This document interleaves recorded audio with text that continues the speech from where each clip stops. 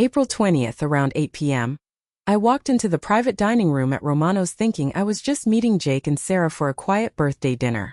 Instead, I opened the door to find about 20 people yelling surprise, and I genuinely was shocked. Jake had really pulled it off, and I felt this warm feeling seeing all my friends and family there. The party was going great for the first hour. My mom had driven down from Portland, my sister was there with her husband, and most of our college crew had shown up. Jake seemed a little nervous, but I figured he was just hoping everything went well. He kept checking his phone and stepping outside to take calls, but he told me it was work stuff that couldn't wait. Sarah arrived about an hour into the party, and I immediately noticed something was off about her. She had this strange confidence I'd never seen before, like she was holding on to some big secret.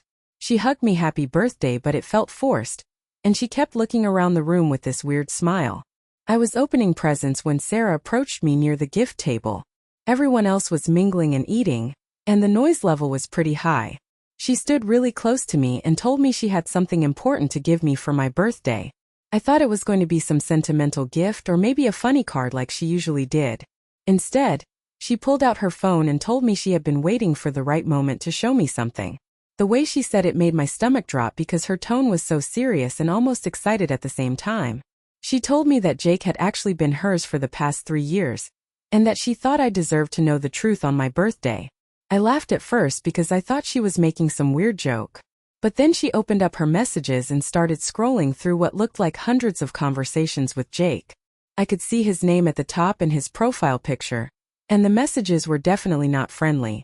She showed me texts from just that morning where he told her he loved her and couldn't wait to see her later. My hand started shaking as she kept scrolling. There were messages going back years. I could see dates from 2021, 2022 all the way up to current. She showed me photos they'd sent each other, messages about meeting up at hotels, conversations about how they had to be careful around me. There were messages where Jake complained about our relationship and talked about wanting to leave me. The worst part was seeing messages from dates I remembered clearly. Our anniversary dinner last year.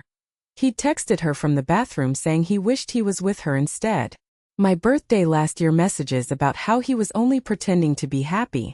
Christmas morning texts about how he couldn't wait for the holidays to be over, so they could spend more time together.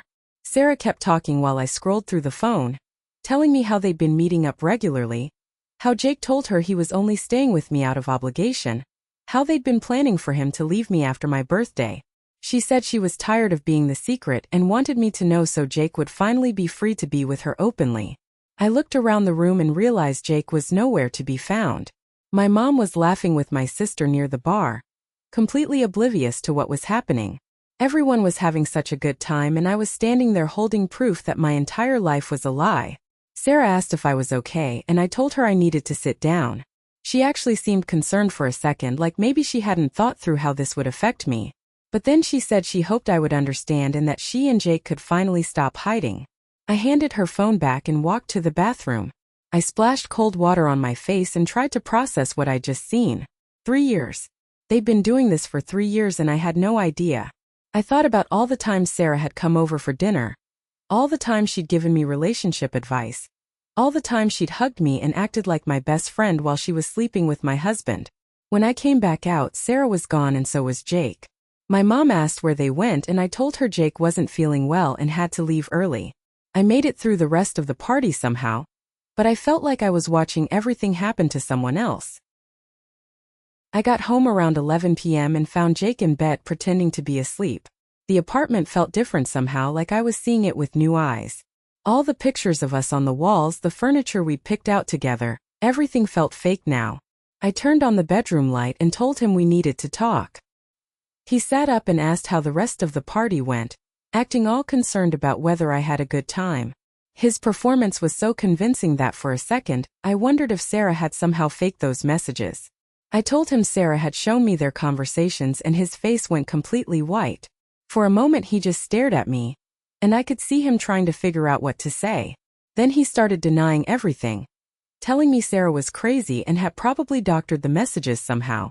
He got out of bed and started pacing around the room, telling me he couldn't believe Sarah would do something so cruel and manipulative.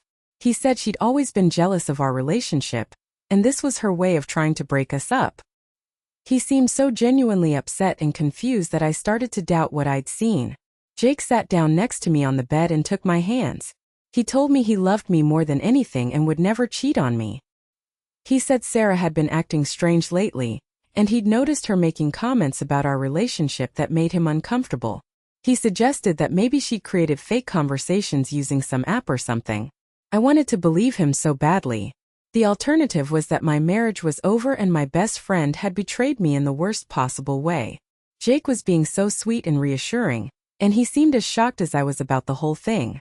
But then I remembered specific details from the messages, inside jokes between them, references to places they'd been together, conversations about things that had happened in our relationship that only Jake would know. I asked him about a few of these details and watched his face carefully. He kept insisting Sarah must have somehow gotten access to his phone or personal information to make the fake messages more convincing.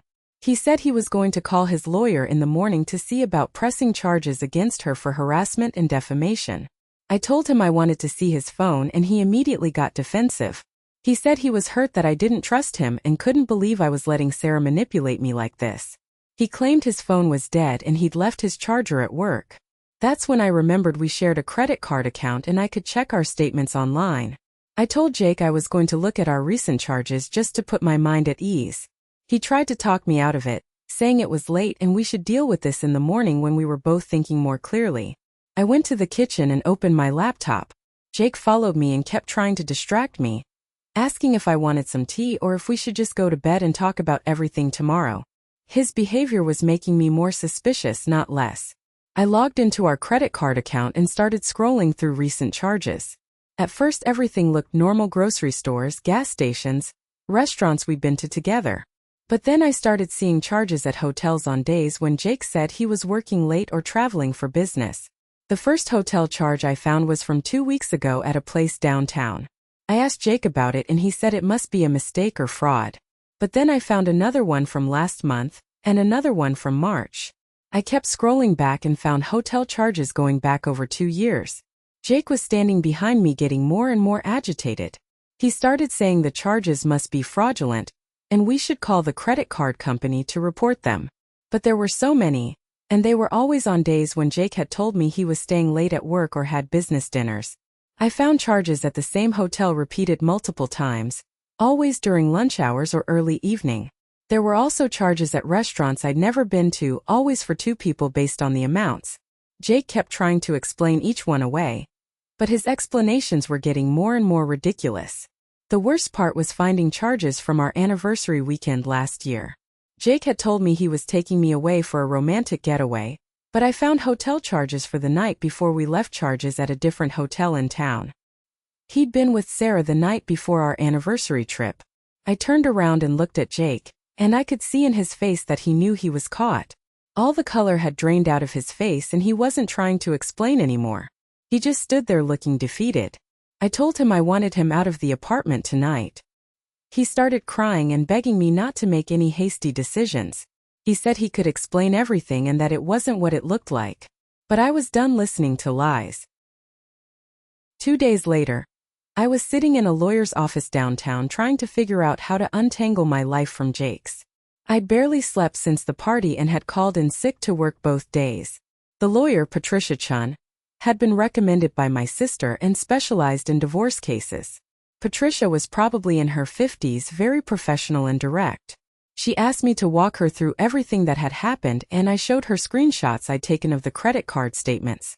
I'd also managed to get a few photos of Sarah's phone from the party before everything went crazy. She told me that adultery cases were tricky in our state, but the financial evidence would be helpful for asset division. She explained that using joint credit cards for affairs could be considered misuse of marital funds. I felt a little better knowing there might be some legal recourse. We were going through the timeline of the affair when Patricia's assistant knocked on the door. She told Patricia that my husband was in the lobby asking to speak with me. I hadn't told Jake where I was going, so he must have followed me or hired someone to find me. Patricia asked if I wanted to see him and I said no, but then Jake started making a scene in the lobby. We could hear him through the office door demanding to talk to me, and saying he wasn't leaving until I listened to him. Patricia told her assistant to call security if necessary. Finally, I agreed to let him come in just to get him to stop causing a disruption. Jake looked terrible. He hadn't shaved and his clothes were wrinkled like he'd slept in them. He immediately started apologizing and begging me to come home so we could work things out. He told me he'd ended things with Sarah and that it had all been a huge mistake. He said he loved me and wanted to save our marriage. He kept saying he'd been confused and that Sarah had manipulated him into the affair. Patricia just sat there taking notes while he talked. Jake noticed Patricia writing and asked who she was. When I told him she was my divorce attorney, he got upset and said I was moving too fast. He begged me to give him a chance to prove he could change and that we could get through this together. I asked him how long he thought he could have kept lying to me if Sarah hadn't told me the truth. He said he'd been planning to end the affair after my birthday anyway, and that Sarah had ruined everything by being vindictive. The fact that he was still blaming Sarah for his choices made me even angrier. Patricia interrupted and asked Jake if he was aware that adultery could affect the division of marital assets. She mentioned that the hotel charges alone showed a pattern of using joint funds for extramarital activities. Jake got defensive and said those charges were for business meetings and client entertainment. Then Patricia dropped a bomb I wasn't expecting. She told Jake that Sarah had contacted her office that morning and wanted to provide testimony about the affair. Apparently Sarah was prepared to admit to everything in writing, including details about their relationship and timeline. Jake's face went white and he asked why Sarah would do that. Patricia said Sarah had mentioned being pregnant and wanting to establish paternity for child support purposes. The room went completely silent and I felt like I was going to throw up. I asked Patricia to repeat what she'd said because I couldn't process it. She confirmed that Sarah claimed to be pregnant with Jake's child and wanted legal documentation of their relationship. Jake started shaking his head and saying it wasn't possible. I looked at Jake and asked if he knew about the pregnancy. He swore he didn't and said Sarah was lying to try to get money from him. But his reaction seemed too extreme if he really thought she was making it up. Patricia asked if we wanted to postpone the meeting so I could process this new information. But I told her I wanted to move forward with filing for divorce immediately. I didn't care about the pregnancy. I just wanted out of the marriage as quickly as possible. Jake started crying again and begging me to reconsider. He said the pregnancy changed everything and we needed to think about what this would mean for our future. I told him there was no anymore, and that he should be thinking about his responsibilities to Sarah and the baby. Patricia walked Jake through what the divorce process would look like, and explained that the pregnancy situation would need to be handled separately. She recommended he get his own attorney immediately. Jake kept looking at me like he expected me to change my mind, but I was done. After Jake left, Patricia and I spent another hour going over financial documents and discussing strategy. She said the pregnancy actually strengthened my case because it showed the affair was ongoing and serious, not just a casual mistake. I felt numb going through all the paperwork, but also relieved to be taking action. A week later, I was standing outside Jake's office building downtown, holding a folder full of evidence I'd compiled. I'd spent the week gathering everything: more credit card statements, screenshots, hotel receipts I'd found in his jacket pockets. Patricia had advised against confronting Jake at work, but I needed to do this. Jake worked for a prestigious investment firm that prided itself on integrity and family values. They had strict policies about conduct that could reflect poorly on the company. I knew that exposing his affair could seriously damage his career, but at that point I didn't care about protecting him anymore. I'd called ahead and made an appointment with HR under the pretense of discussing something related to our joint insurance coverage. The HR director, Margaret Walsh, was a woman in her 40s who seemed very professional and by the book. I told Margaret I needed to report a situation involving my husband that could affect the company's reputation. She looked confused at first, but when I started explaining about the affair and showing her the evidence, her expression became very serious. The credit card statements were particularly damaging because they showed Jake had been meeting Sarah during work hours at hotels near the office. There were charges for expensive lunches and hotel rooms during times when he should have been working. Margaret took copies of everything and said she'd need to investigate. Just as we were finishing up, Jake appeared in the HR office doorway. Someone must have told him I was there. He looked panicked and asked what was going on. Margaret told him to sit down and that they needed to discuss some serious allegations. Jake immediately started denying everything and saying I was just angry about our divorce and trying to hurt him professionally. He told Margaret that I was making false accusations and that none of the evidence was real. But Margaret had already seen too much to dismiss it easily. She asked Jake to explain the hotel charges during work hours, and he claimed they were for client meetings. But when she asked for the names of the clients, he couldn't provide them. He said he'd have to check his records and get back to her. Margaret told Jake that the company took these matters very seriously, and that he was suspended pending a full investigation. She said HR would be reviewing his work records, interviewing colleagues, and verifying his explanations for the charges. Jake's face went completely white. He turned to me and begged me not to destroy his career over our personal problems. He said losing his job wouldn't help anyone, and would just make things worse for both of us financially. He promised he'd agree to whatever I wanted in the divorce if I would just drop the complaint with HR. I told him it was too late for bargaining, and that he should have thought about consequences before he started the affair. Margaret asked me to step outside while she spoke with Jake privately. I could hear him getting more and more upset through the door.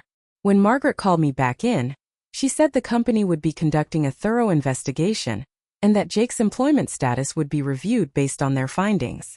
She thanked me for bringing the matter to their attention, and said they took workplace conduct very seriously. Jake was escorted out of the building by security, while I was still in Margaret's office. She told me that using company time and resources for personal affairs was a serious violation of their code of conduct. The hotel meetings during work hours were particularly problematic. I left the building feeling a mix of satisfaction and guilt. Part of me felt bad about potentially destroying Jake's career, but I also felt like he needed to face real consequences for his actions.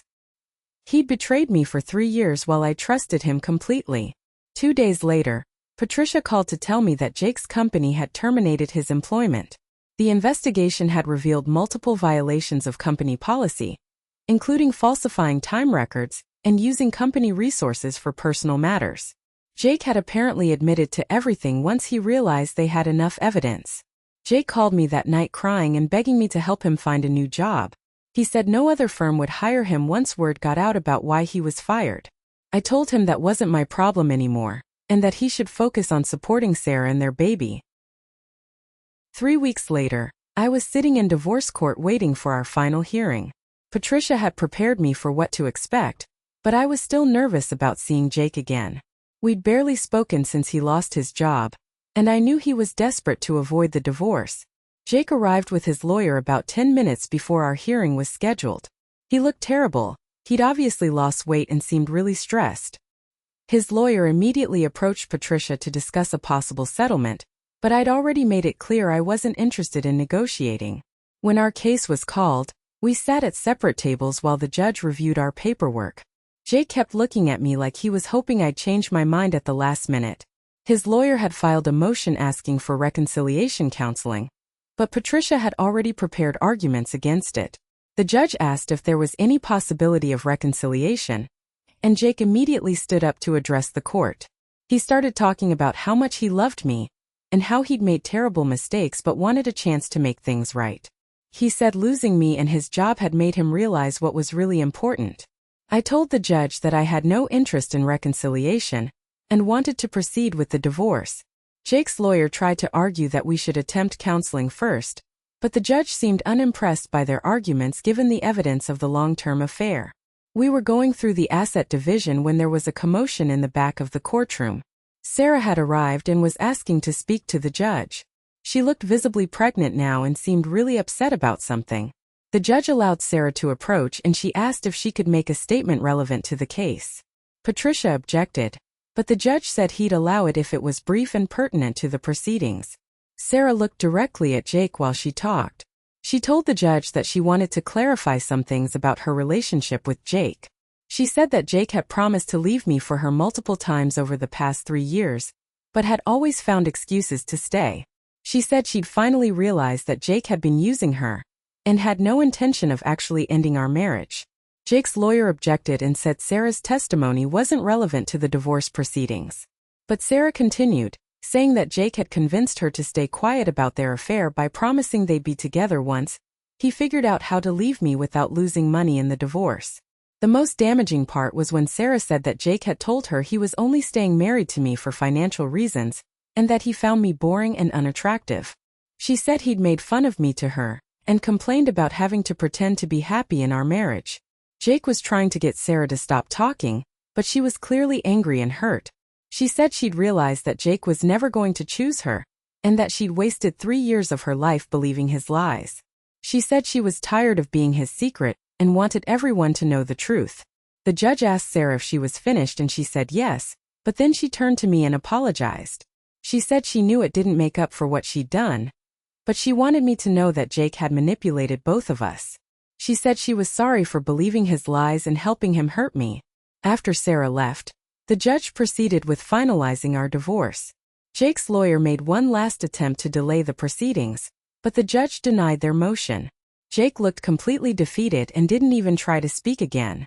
The whole process took about 2 hours, but it felt like forever. When the judge declared our marriage officially dissolved, I felt this huge weight lift off my shoulders. Jake was crying, but I just felt relief that it was finally over. Outside the courthouse, Jake tried one more time to talk to me.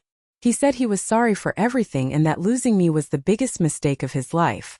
He begged me to consider giving him another chance someday, but I told him that would never happen. Patricia walked me to my car and congratulated me on getting through everything.